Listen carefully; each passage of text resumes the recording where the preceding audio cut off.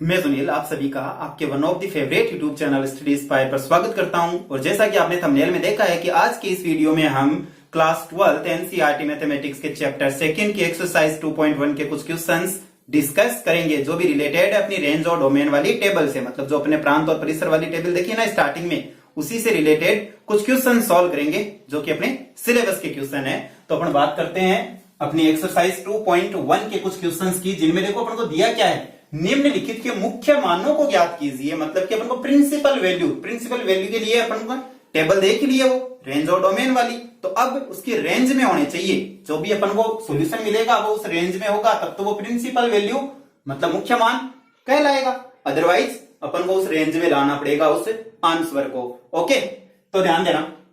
अब देखो फर्स्ट जो क्वेश्चन दिया है अपन को, उसमें बोला है कि भाई साइन इनवर्स -1/√2 का मुख्य मान ज्ञात कीजिए। तो अब ध्यान दो, इसकी वैल्यू अपन को फाइंड आउट करनी है, और वो भी कौन सी, मुख्य मान वाली। ठीक है, कोई बात नहीं है।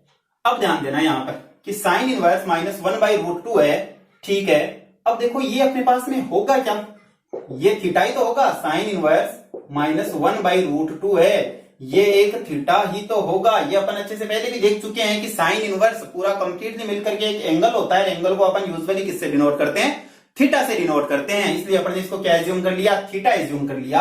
अब ध्यान देना, यहां से ये जो साइन इनवर्स है ये उस तरफ जाएगा तो क्या बन जाएगा, तो ये बन जाएगा साइन बन जाएगा। ओके जी, ठीक है।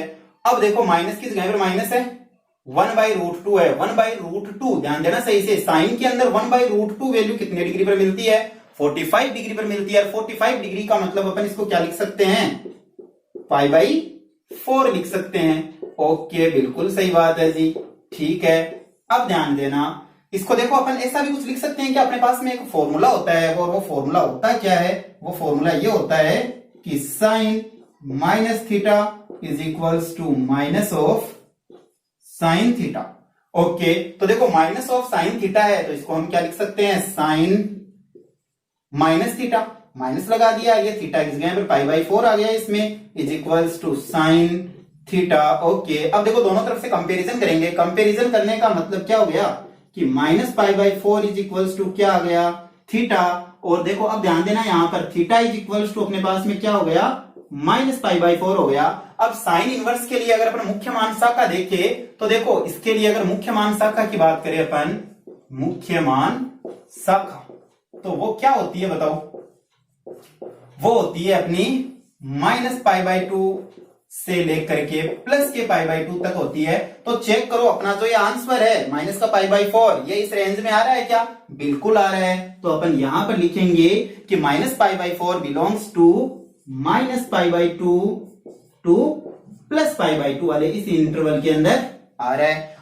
तो फिर इसका कंप्लीट फाइनल सॉल्यूशन क्या मिल जाएगा अपन को, साइन इनवर्स -1/√2। तो ये देखो इसका सॉल्यूशन हो गया जी, sine inverse -1/√2 is equals to minus of π/4, और ये इसका कंप्लीट सॉल्यूशन हो गया है जी। सॉल्यूशन भी कैसा, प्रिंसिपल वैल्यू मिली है अपन को, इसकी प्रिंसिपल वैल्यू का मतलब मुख्य मान मिल गया है। ठीक है, ध्यान यही देना है। यहां तक अपन पहुंच जाते हैं तो उसके बाद में अपन को उस टेबल से चेक जरूर ये करना ही होगा कि ये इसकी मुख्य मान शाखा में प्रिंसिपल वैल्यू के अंदर है कि नहीं है, क्या ये इसकी प्रिंसिपल वैल्यू हो सकती है कि नहीं हो सकती है। जनरली अपन क्या करते हैं, इतना सॉल्यूशन निकाल करके फिर नहीं चेक किया तो फिर दिक्कत हो जाती है। तो अपन को प्रिंसिपल वैल्यू अच्छे से चेक करनी है, वो रेंज और डोमेन वाली टेबल अपन को अच्छे से आनी चाहिए। और अगर वो आपको नहीं आ रही है तो प्रीवियस वीडियोज में चेक करना, और डिस्क्रिप्शन में उसका मैं लिंक भी दे दूंगा। ओके, ठीक है।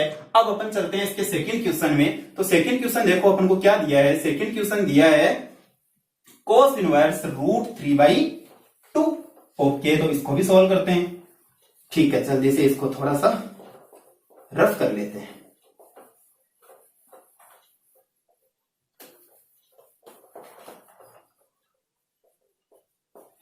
तो देखो क्वेश्चन नंबर जो सेकंड है उसमें अपन को सोल्व क्या करना है, cos इनवर्स √3/2 सोल्व करना है। तो √3/2 देखो ध्यान देना, क्वेश्चन नंबर अपना है ये सेकंड। सबसे पहले cos inverse √3/2 okay is equals to अपन को वैल्यू चाहिए, और कौन सी, मुख्य मान वाली, मुख्य मान का मतलब प्रिंसिपल वैल्यू वाली।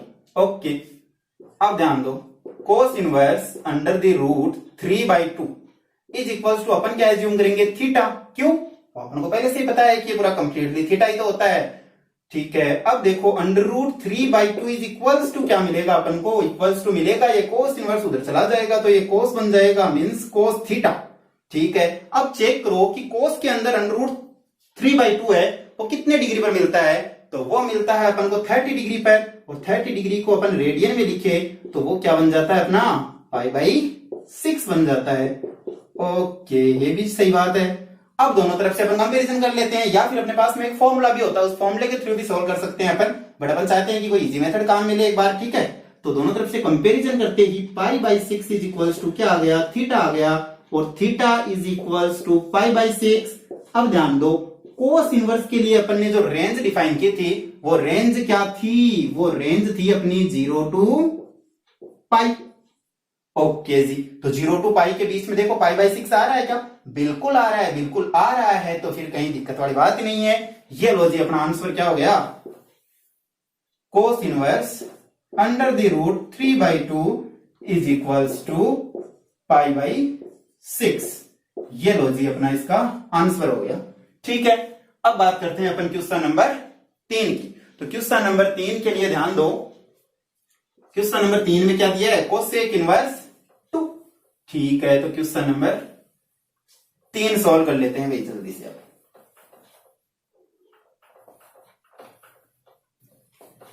हाँ, तो क्वेश्चन नंबर 3 कोसेक इनवर्स 2 की भी अपन को प्रिंसिपल वैल्यू ही निकालनी है, और प्रिंसिपल वैल्यू का मतलब वो रेंज और डोमेन वाली जो अपनी टेबल है वो अच्छे से तैयार होनी चाहिए। ठीक है, अब देखो क्वेश्चन नंबर 3, कोसेक इनवर्स 2, इसकी वैल्यू चाहिए भाई अपन को, और वो भी कौन सी, प्रिंसिपल वैल्यू चाहिए। ओके, तो सबसे पहले वही cosec inverse 2 is equals to क्या एज्यूम करेंगे, थीटा ही तो एज्यूम करेंगे, बिल्कुल सही बात है। कोसेक को इनवर्स को उधर भेज देंगे तो ये क्या बन जाएगा, कोसेक बन जाएगा, तो ये लॉजिक कोसेक थीटा हो गया। ओके जी, अब चेक करो कोसेक के अंदर 2 कितने डिग्री पर मिलता है अपन को, तो ये मिलता है अपन को 30 डिग्री पर।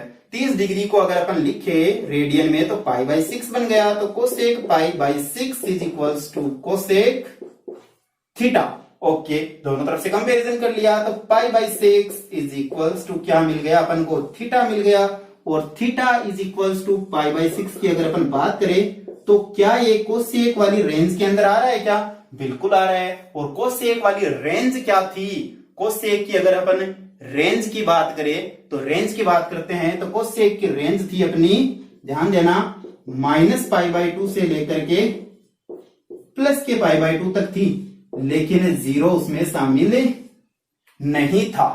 ठीक है, ओके, अब देखो क्या ये π/6 इसमें आ रहा है, बिल्कुल आ रहा है। π/6 तो -π/2 से लेकर के π/2 के बीच में ही तो है।